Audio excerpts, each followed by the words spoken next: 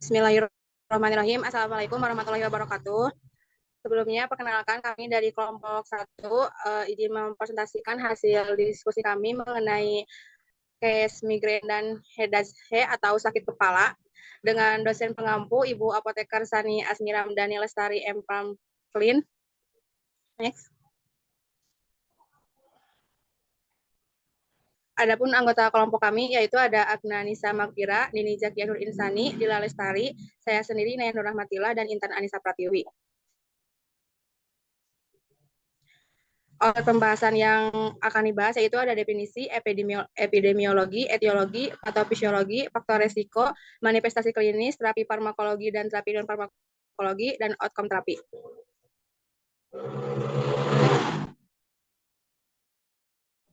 Selanjutnya, di sini ada definisi dari migrain. Migrain adalah nyeri kepala berulang dengan serangan berlangsung selama 4-72 jam dengan karakteristik berlokasi unilateral, nyeri berdenyut atau pulsating, intensitas sedang atau berat, diperberat oleh aktivitas fisik rutin dan berhubungan dengan mual atau fobia serta fonofobia. Sedangkan definisi dari sakit kepala sendiri yaitu salah satu gangguan yang paling umum dari sistem saraf yaitu sakit kepala.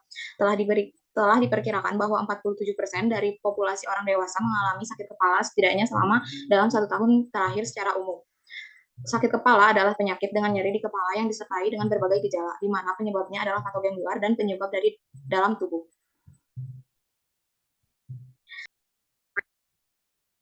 Selanjutnya ada tipe dari migrain. Teori tentang klasifikasi nyeri kepala migrain telah banyak dikemukakan. Salah satunya yaitu IHS, International Headache Society, membagi migrain menjadi 2, yaitu 1 migrain tanpa aura dan yang kedua yaitu migrain dengan aura. Migrain tanpa aura adalah tipe yang jauh lebih sering dijumpai karena ditemukan pada sekitar 80% dari semua pengidap migrain. Migrain tanpa aura merupakan mungkin dimulai di neuron-neuron sosiseptif di pembuluh darah. Sinyal nyeri berjalan dari pembuluh darah ke aferen primer dan kemudian ke ganglion trigeminus dan akhirnya mencapai nukleus caudalis trigeminus yang merupakan suatu daerah pengolah nyeri di batang otak. Kemudian neuron-neuron aktif di sistem saraf pusat kemudian mengekspresikan gen CPOS yang ditekan oleh buta barbital di dalam nukleus caudatus. Selanjutnya ada migrain dengan aura. Pasien yang mengalami migrain dengan didahului oleh aura lebih besar kemungkinannya mengalami rangkaian perubahan neurobiologik selama 24-48 jam sebelum awitan nyeri kepala. Perubahan-perubahan fungsi neurologik tersebut biasanya dimulai dan berakhir sebelum awitan nyeri kepala. Kualitas penyebaran gejala neurologik vokal yang khas mengisyaratkan bahwa aura serupa dengan spreading depression pada korteks yang terjadi saat suatu gelombang depolarisasi listrik berjalan melintasi korteks dan merangsang neuron-neuron sehingga fungsi neuron-neuron tersebut terganggu dan terjadi pengaktifan trigeminus.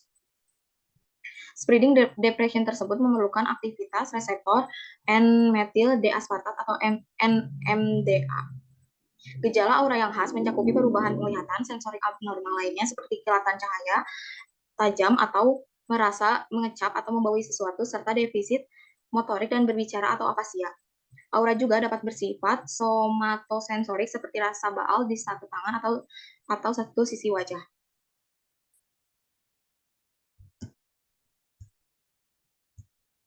Kemudian ada tipe sakit kepala yaitu ada sinus, tension, migrain, dan cluster.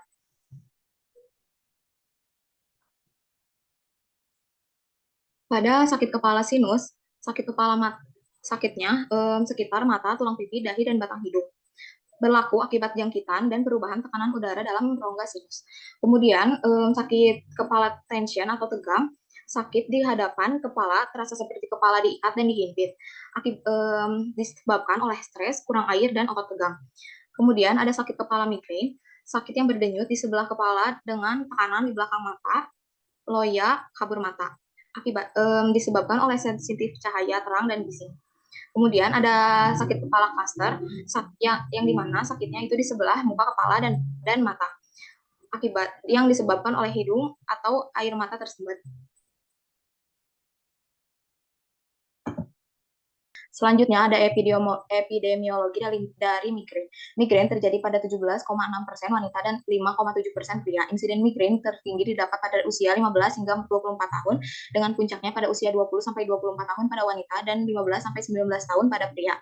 Sejumlah 90% serangan pertama terjadi sebelum usia 40 tahun. Prevalensi tertinggi didapatkan pada usia 35 hingga 45 tahun. Pada dewasa berusia 18 hingga 59 tahun, prevalensi migrain diperkirakan sejumlah 17 hingga 21%, bergantung pada kriteria diagnosis yang digunakan. Strict migrain 8 sampai 11% dan probable migrain 9 sampai 10%. Kemudian ada epidemiologi dari sakit kepala atau headache.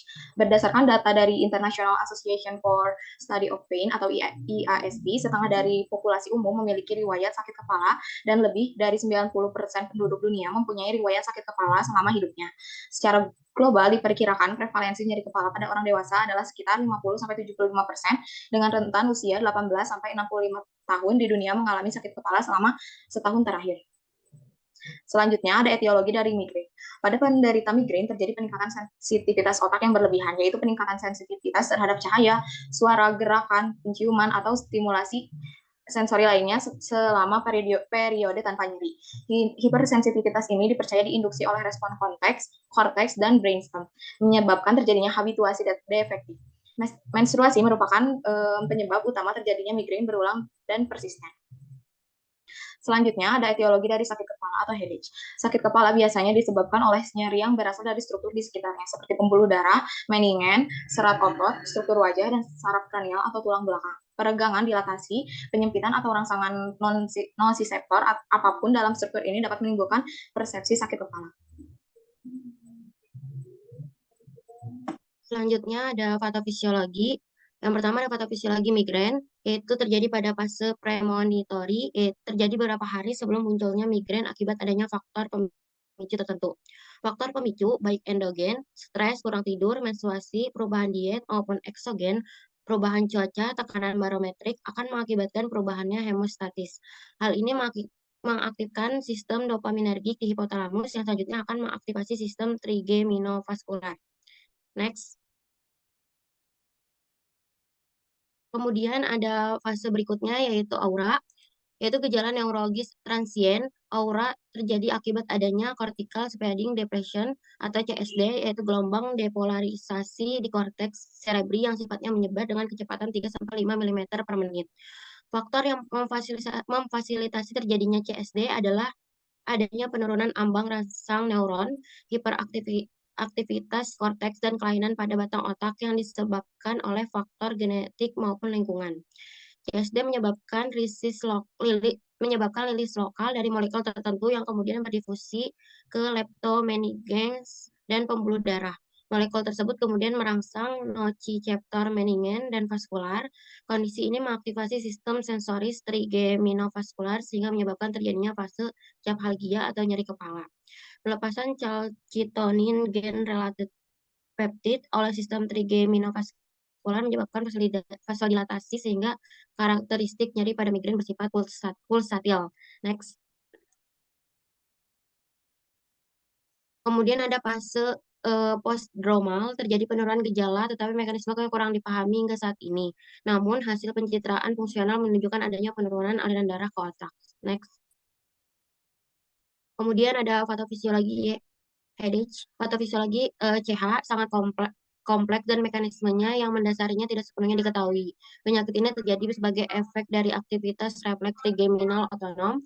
Refleks trigeminal otonom adalah jalur yang terdiri dari koneksi batang otak antara saraf trigeminal dan aliran keluar parasimpatis saraf kranial wajah dan diaktifkan dengan stimulasi jalur trigeminofaskular. Jalur trigeminofaskular terdiri dari neuron yang mempersarafi pembuluhan darah otak dan durameter melalui badan sel di ganglion trigeminal.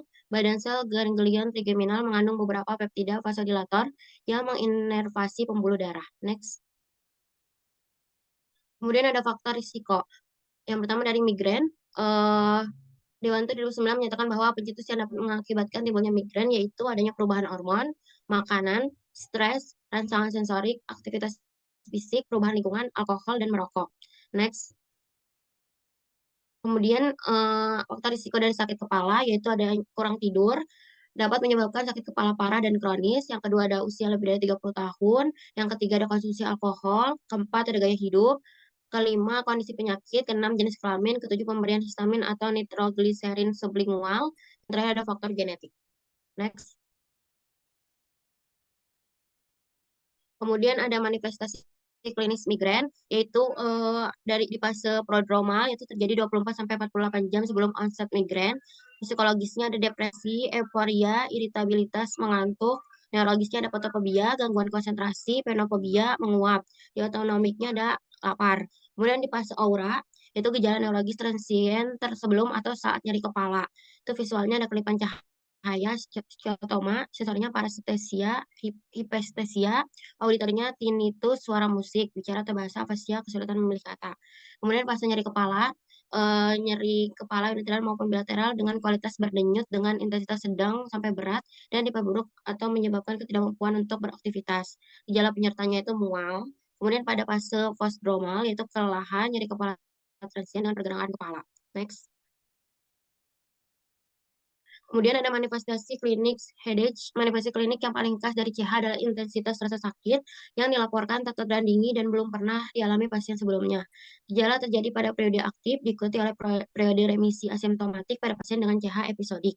Sebaliknya, sekitar 15% pasien diklasifikasikan sebagai CH kronis dan tidak memiliki atau dengan periode remisi yang sangat singkat. CH kronis didefinisikan sebagai serangan CH yang biasanya terjadi selama 1 tahun atau lebih tanpa remisi atau dalam periode remisi yang berlangsung kurang dari 3 bulan. Karena rasa sakit yang parah dan gejala yang menyertainya dengan serangan jangka panjang tanpa remisi atau periode remisi yang singkat, individu dengan CCH mengalami tingkat kerusakan yang tinggi. Kriteria untuk periode remisi CCH baru-baru ini direvisi dalam edisi ketiga. Next. Kemudian ada diagnosis migrain, yaitu dengan kriteria diagnosis migrain tanpa aura ICHD 3 beta, yaitu sebagai berikut. Next. Kemudian ada kriteria aura. Next. Kemudian ada kriteria diagnosis migrain dengan aura ICHD 3 beta. Sebagai berikut, next. Kemudian ada diagnosis banding migrain dengan glaukoma akut, bening intracranial hypertension, diseksi karotid, cluster headache, sinusitis frontal, nyeri diinduksi obat, sindrom post-consumption, tension type headache, trigeminal neuralgia. Next. Kemudian ada diagnosis headache, diagnosisnya CH didiagnosis menurut ICHD 3 yang didasari pada populasi pasien. Kelas headache masih kurang terdiagnosis dan dikelola secara suboptimal, dan pasien sering mengalami keterlambatan diagnosis. Survei cluster headache di AS menemukan bahwa pasien cluster headache rata-rata memiliki keterlambatan lebih dari 5 tahun dalam diagnosis dengan hanya 21% yang menerima diagnosis yang benar pada saat presentasi awal. Kemudian ada diagnosis banding, cluster headache sering tidak terdiagnosis selama bertahun-tahun. Diagnosis banding lainnya yaitu sebagai berikut. Yang pertama ada migrain. Gambaran paling umum dari sakit kepala ini adalah sakit kepala berdenyut unilateral.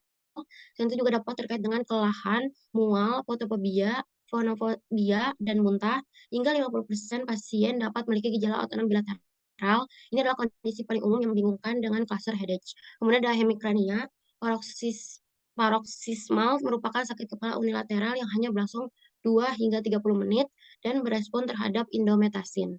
Kemudian short lasting unilateral neuralgiform headache with conjunctival injection and tearing syndrome SUNCT merupakan sakit kepala unilateral yang sangat langka yang berlangsung 5 hingga 240 detik. Serangan dapat terjadi 3 sampai 200 kali seharinya dan biasanya refraktor terhadap pengobatan. Next. Kemudian ada kriteria diagnosis cluster headache menurut ICHD 3 sebagai berikut. Next. Kemudian ada cluster selanjutnya. Next. Kemudian ada diagnosis banding cluster headache, perbedaan cluster headache dan trigeminal autonomic cephalgia atau TAC sebagai berikut. Next. Kemudian ada perbedaan dari tension tipe headache, itu merupakan sakit kepala bilateral yang digambarkan sebagai sakit tumpul atau sakit seperti diremas. Hal ini terkait dengan kelelahan, nyeri otot perikranial, atau gangguan tidur. Kemudian ada neuralgia trigeminal, yaitu merupakan sakit kepala paroksismal yang tidak konsisten, yang digambarkan sebagai nyeri seperti tersengat listrik, tajam, atau menusuk pada area distribusi trigeminal dan berlangsung selama beberapa detik. Kemudian ada pemeriksa penunjang. Diagnosis CH didasarkan pada anamnesis dan pemeriksaan fisik. Pemeriksaan laboratorium tidak bernilai khusus dalam penyakit ini. Sedangkan untuk pemeriksaan radiologi, meski tidak untuk diagnosis, berguna untuk mengeksklusikan penyebab potensial nyeri kepala lainnya, CT scan atau MRI kepala dengan kontraks atau indikasi bila dapatkan defisit neurologi atau bila diterapi belum membaik selama 3 bulan serta keluhan semakin berat. Next. Selanjutnya ada terapi migran. Itu ada terapi abortif, itu tujuannya untuk menghilangkan nyeri, gejala atau nyeri pada serangan. Yang pertama itu dikasih analgesik ringan, itu contohnya ada paracetamol. Mekanismenya menghambat kerja enzim COX yang bertanggung jawab terhadap produksi prostaglandin. Dosisnya dewasa 500 sampai 1000 mg atau 10 sampai 15 mg kilogram berat badan setiap 4 sampai 6 jam. Lalu ada bayi dan anak 10 sampai 15 gram per kilogram berat badan dengan lebih dari 4 sampai 6 jam. Efek sampingnya sembelit atau diare, muntah atau mual, mulut kering, sakit perut, mengantuk, perut kembung, gatal-gatal, sulit berkonsentrasi. Next. Yang kedua ada obat antiinflamasi non-steroid. Itu contohnya ada naproxen, ibuprofen, ketorolac. Mekanismenya menghambat hormon pemicu peradangan, yaitu hormon prostaglandin. Dosisnya dewasa dan anak usia lebih dari 12 tahun, 200 sampai 400 mg tiap 4 sampai 6 jam sekali sesuai kebutuhan. Efek sampingnya perut kembung, diare, mual dan muntah, sakit kepala, penurunan nafsu makan. Yang ketiga ada golongan triptan. Contoh obatnya sumatriptan. Mekanismenya menghambat pelepasan peptida vasoaktif, meningkatkan vasokonstriksi, memblokir jalur nyeri di batang otak, serta mengurangi transmisi nyeri di jalur trigeminal. Dosis awalnya itu 500 sampai 100 mg diminum secara segera saat serangan migran muncul. Dosis dapat diulang setidaknya 2 jam apabila sakit kepala muncul kembali. Dosis maksimalnya itu 300 mg per hari. Efek sampingnya mengantuk, nyeri dan sesak pada dada, tenggorokan, rahang dan leher, nyeri perut, diare dengan feses berdarah, kenaikan tekanan darah yang menetap. Next.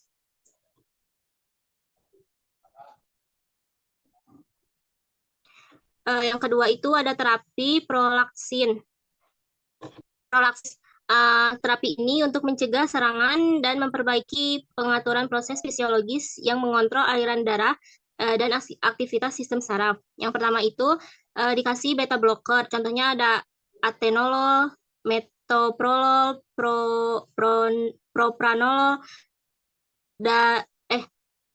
nadolol. Mekanismenya menghambat reseptor beta adrenergik di beberapa organ seperti jantung, pembuluh darah perifer, bronkus, pankreas, dan hati. Dosisnya 500 sampai 100 mg satu kali sehari. Efek sampingnya mual atau muntah, sakit kepala, mengantuk. Yang kedua itu dikasih kalsium channel blocker. Contoh obatnya Veafamil. Mekanismenya menghambat masuknya ion kalsium yang terdapat pada membran sel atau sarkolema.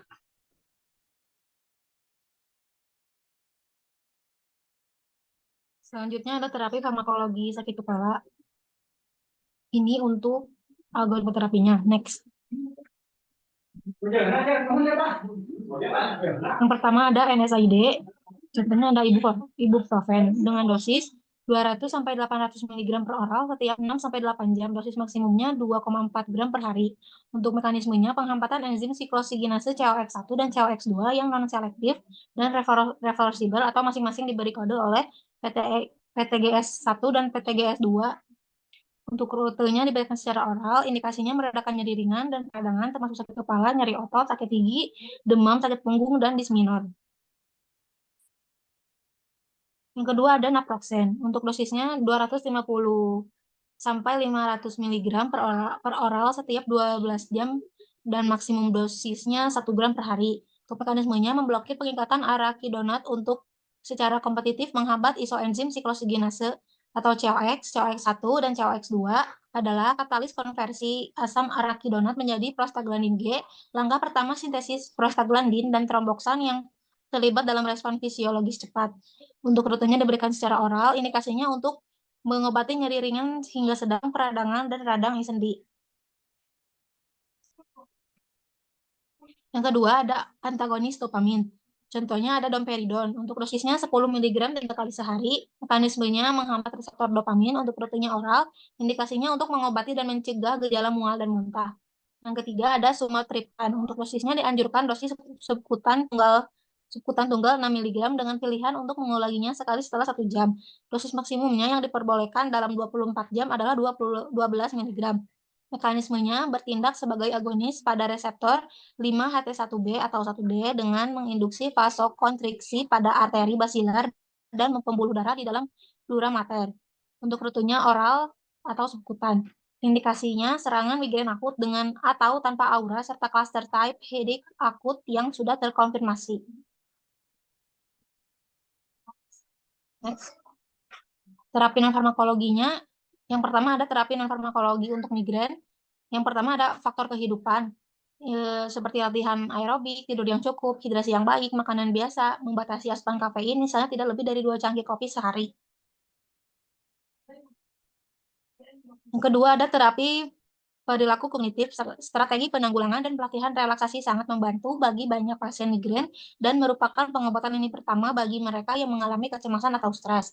Yang ketiga ada akupuntur, dapat mengurangi frekuensi migrain secara signifikan. Penambahan setidaknya 6 sesi akupuntur ke dalam penata laksanaan standar dapat menghasilkan perbaikan yang signifikan secara klinis selama setidaknya 3 bulan untuk beberapa pasien. Tidak ada cukup data untuk menentukan apakah manfaat ini bertahan lama. Kemudian untuk outcome terapinya, outcome terapi untuk migrain melibatkan penilaian dan peningkatan efektivitas strategi pengobatan yang bertujuan untuk mengurangi frekuensi, tingkatan keparahan, dan dampak sakit kepala seperti manajemen pengobatan dan modifikasi gaya hidup.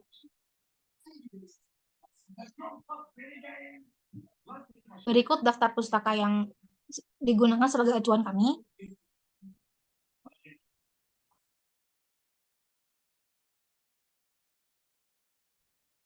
Sekian dan terima kasih atas perhatiannya. Mohon maaf jika dari kelompok kami banyak kesalahan dan kekurangan dalam menjelaskannya. Assalamualaikum warahmatullahi wabarakatuh.